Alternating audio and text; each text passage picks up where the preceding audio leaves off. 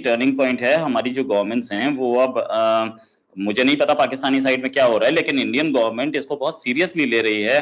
Oxygen supply जो है उसको उसको बहाल किया जा रहा है, लेकिन अब भी हम उस लेवल पे ऑक्सीजन नहीं बना पा रहे हैं जिस लेवल पे हमें चाहिए।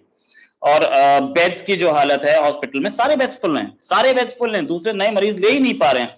तो हम लोगों ने अपने जो स्टेडियम्स हैं उनको कन्वर्ट किया है हॉस्पिटल में, वहां पे बेड लगा के वहां पे ऑक्सीजन लगाई गई है, लेकिन फिर भी वेंटिलेटर्स एक बार में, you can not order 10,000 ventilators in a गो।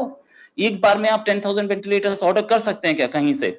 उसको इंपोर्ट भी कर लेंगे तो कैसे कर लेंगे? देखिए ये चीज कुछ कुछ चीजें होती है, इतनी स्पीड से बीमारी फैल रही है, एक महीने में आप नहीं 15,000 रोहित, केस मैं समझना ये चाह रहा था कि हमारी प्रायोरिटीज जब होंगी, हेल्थ और ये चीजें जब हमारी तरजीह होगी, तो हम एक दिन के लिए या वबा का सोच के प्लानिंग नहीं करेंगे, हम शुरू से ही उसको बेहतर रखेंगे इन फैसिलिटीज। अब्बास साहब एक चीज, आप ये मैं आपका छोटे से आपके घर से बात शुरू करूंगा। आपके घर में कितने दिन का राशन पड़ा होता है?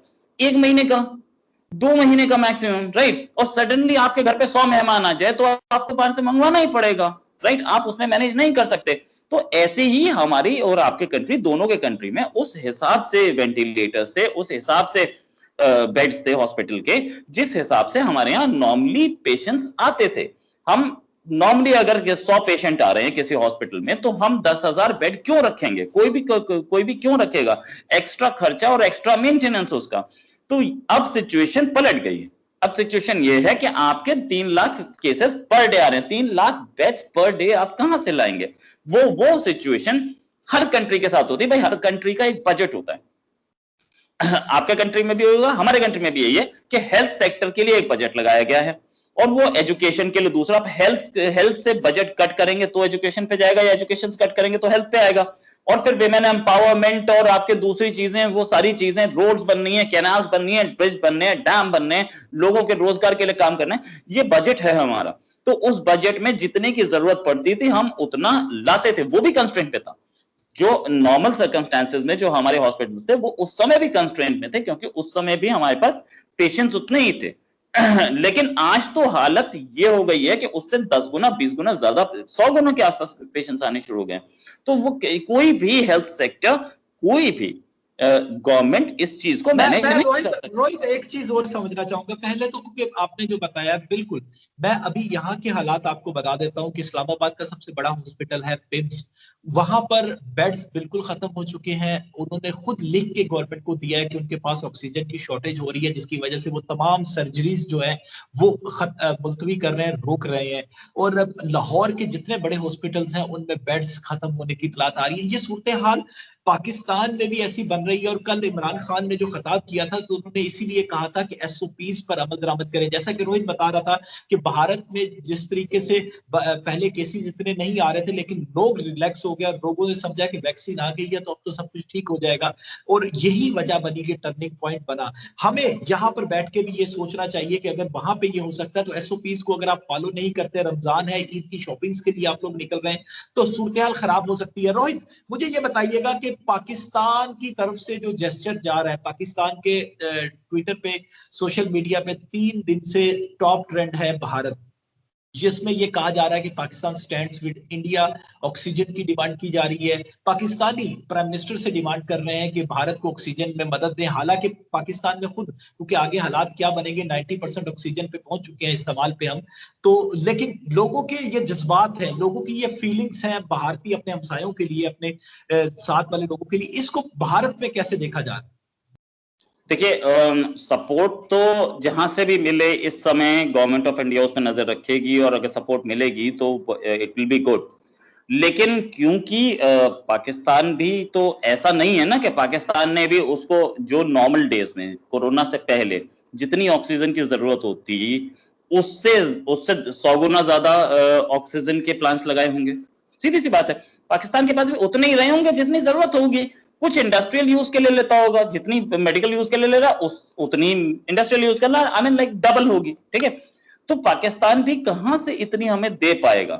हाँ, आ जाए 100 टैंकर 50 टैंकर, वो मैं अलग बात है, लेकिन उसमें भी सिचुएशन ये है कि पाकिस्तान भी कितना दे पाएगा, कि उसके पास अपने पास भी तो कोरोना केस आ रहे हैं ना।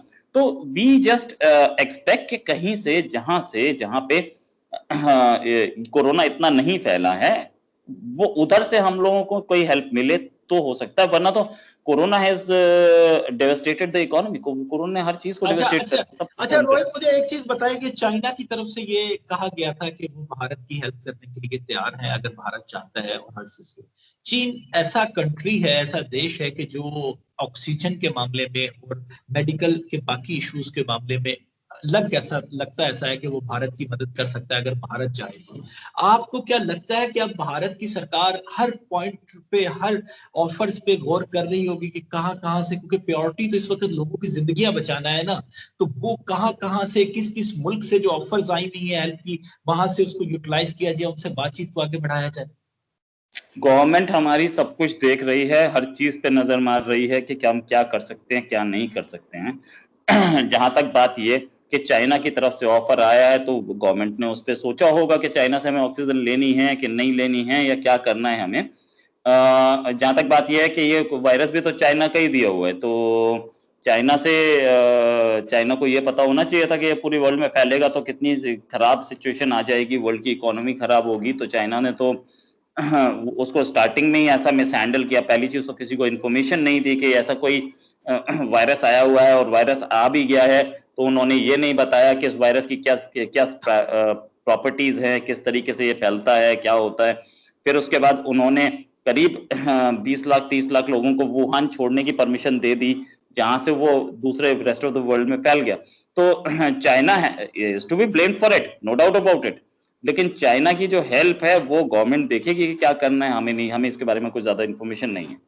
अच्छा, आखिरी सवाल। अब ईदी फाउंडेशन पाकिस्तान की सबसे बड़ी एम्बुलेंस सर्विस है और चैरिटी का सबसे बड़ा अदारा है, जो कि पूरी दुनिया में रिकग्नाइज्ड किया जाता है इनको। भारत के साथ जब भी कोई मामला होते हैं, ईदी जब अब्दुल सत्तार ईदी जिंदा थे तो उस वक्त भी वो हमेशा आगे आते थे जब भी कोई डिजास्टर आता था। और अब उनके बेटे जो उनको चलाते हैं, उन्होंने कल नरेंद्र मोदी को खत लिखा है और उन्होंने कहा है कि वो ये चाहते हैं कि हम सब कुछ तो मदद नहीं कर सकते, लेकिन एज ए पड़ोसी हम ये बैठ के नहीं देख सकते कि हमारे पड़ोसी जो है वो मुश्किल में है और हम आराम से हाथ पे हाथ रख के बैठे रहें। तो हम ये चाहते हैं कि आप हमें अलाउ करें, और अलाउ करें ताकि हम वहां पर आके, भारत के अंदर आके जो रिलीफ एक्टिविटीज है वो करें। इस जेस्चर को भारत के मीडिया में तो बड़ा पॉजिटिव देखा गया, अब पूरे जो जितनी रिपोर्ट्स हमने देखी है, लेकिन भारत में ओवरऑल इसको कैसे लिया गया। दूसरी बात, फैसल ईदी से जो हमारी बात हुई तो उन्होंने कहा कि नरेंद्र मोदी जी के ज्वाइंट सेक्रेटरी से उनकी बात हुई है और उन्होंने कुछ डिटेल्स मंगवाई हैं ईमेल के थ्रू। आपके पास कोई ऐसी खबर है कि चले बातचीत तो इसका मतलब हो रही है कि इस पे कोई परमिशन मिल सकती है फैसल ईदी को, उनकी चैरिटी ऑर्गेनाइजेशन को, कि वो 50 एम्बुलेंसें और मेडिकल डॉक्टर्स और सारी चीजें लेकर वो भारत की तरफ मूव करें? देखिए ऐसा है कि इस पे भी गवर्नमेंट हमारी देख रही होगी। गवर्नमेंट ने हमारी गवर्नमेंट इस पर भी बात करेगी कि ले सकते हैं कि नहीं, या हमें लेना चाहिए कि नहीं। लेकिन जहां तक बात ये है, मेरा पर्सनल मानना है कि we are very thankful to them कि उन्होंने हमारे लिए इतना कुछ हेल्प ऑफर की। जहां तक वो दूसरी बात है कि क्या सिचुएशन है, तो पाकिस्तान की खुद की सिचुएशन भी बहुत अच्छी नहीं है कोरोना से, और ये केस कभी भी बढ़ सकते हैं। क्योंकि ये तो अगर ऐसा हुआ तो ये पाकिस्तान को भी खुद इस इंफ्रास्ट्रक्चर की बहुत ज्यादा जरूरत पड़ेगी। और भगवान ना करे कि ऐसा कुछ हो कि केसेस बढ़े, भगवान करे केसेस गिरते ही रहें हमेशा, और वैक्सीनेशन होता चला जाए। लेकिन अगर अगर सिचुएशन बिगड़ी तो थोड़ा पाकिस्तान को भी जरूरत पड़ सकती है इसकी। तो मेरे हिसाब से ये कहीं पे भी रहे, उनका इंफ्रास्ट्रक्चर यूज जरूर हो, जब भी जरूरत पड़े तब यूज हो। ऐसा ऐसा मेरा मानना है कि भाई they are ready to help, I am thankful to them. और वो कहीं पे भी हो तो लोगों के हेल्प के लिए यूज हो। अभी अभी हमारी गवर्नमेंट इस पे थिंकिंग कर रही होगी, और गवर्नमेंट बता देगी कि हमें क्या करना है इसमें। अच्छा रोहित, आखिर में मैं सिर्फ आपसे ये चाहूंगा कि यहाँ पे लोग, क्योंकि कल प्राइम मिनिस्टर ने कहा कि लोग एसओपीज को फॉलो नहीं कर रहे, रमजान है, ईद की शॉपिंग चल रही है, आपकी जो भारत के हालात हैं, क्योंकि ये कहा जा रहा है अब कि आप भारत के हालात को देखें और खुद एसओपीज को फॉलो करना शुरू करें, ये ना हो, क्योंकि ये एक पेंडेमिक है, ये फैल सकती है। और पाकिस्तान आर्मी को भी अब लगाया गया है कि एसओपीज पर वो अमल दरामद करवाए। आप, क्योंकि वहां पे सफर कर रहे हैं आप लोग, आप यहाँ पे पाकिस्तान के देखने वालों को क्या एडवाइस करेंगे कि ये कितनी खतरनाक वबा है और इससे किस तरीके से जो एसओपीज की बार बार ये रिक्वेस्टें की जा रही है, ये कितनी जरूरी? देखिए, एसओपीज आर वेरी इंपॉर्टेंट, क्योंकि इसी से ये फैल रहा है। पर लोग बिना मास्क के जा रहे हैं, रमजान की खरीदारी पे जा रहे हैं। रमजान की क्या बात करें हम यार, होली पे जब हुआ, दिवाली पे जब हुआ, तो कौन मास्क पहने हुए दिखा हमें? हम लोग तो वो लोग हैं ना कि वो हम लोग वो लोग हैं जो बोलते हैं कि भाई हूं ते कोरोना की वैक्सीन आ गई है, हूं कोरोना साडा की कर लूगा। तो वो वाली सिचुएशन से बेटर है भैया, थोड़ा सा बच के रहे, घर के अंदर रहे। वैक्सीन अगर आपका लग भी चुकी है तो भी आप अपना पूरे एसओपीज फॉलो करें जब तक केसेस कोरोना के जीरो ना हो जाएं आपके कंट्री में। एक केस भी आ रहा है तो भी ये समझिए कि कोरोना वायरस है आपके कंट्री में, सिंपल। अगर जीरो केसेस आते हैं 2 महीने तक लगातार, तब आप मान सकते हैं कि कोरोना खत्म हो गया, अदरवाइज नहीं। वो एक केस से कल फिर 4 हो सकते हैं, और वो 4 से कल 16 हो सकते हैं, और वो 16 से कल 60 हो सकते हैं। इसको आप मान के चलें। तो कोरोना इज वेरी डेंजरस। आप वहां पार्टी शुरू हो गई थी इंडिया में, लोग अपने फार्म हाउसेस पे पार्टी कर रहे थे। होली के टाइम पे लोगों ने होली खेली है without any mask, without any social distancing. That was serious issue. तो इन चीजों से बच के रहें। ये रिलीजियस फेस्टिवल्स जो हैं, होली होली के टाइम पे तो बहुत ही डेंजरस था। रिलीजियस फेस्टिवल्स जो हैं, इन फेस्टिवल्स को आपको मनाने के लिए पूरी जिंदगी पड़ी है।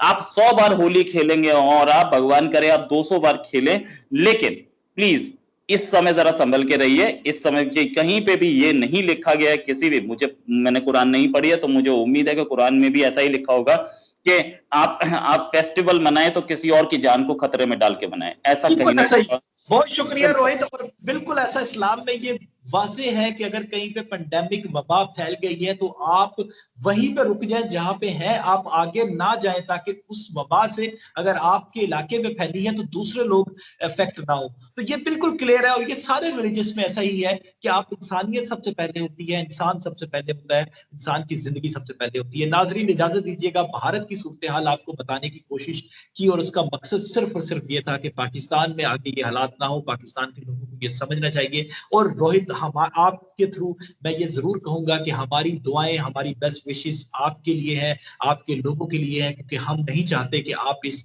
जंग में जो बिल्कुल जीतनी है इसमें हारें। हम चाहते हैं कि भारत इसमें कामयाब हो, जीते, और पाकिस्तानी, एक एक पाकिस्तानी इस जंग में भारत के साथ खड़ा हुआ है। बहुत शुक्रिया। अल्लाह हाफिज।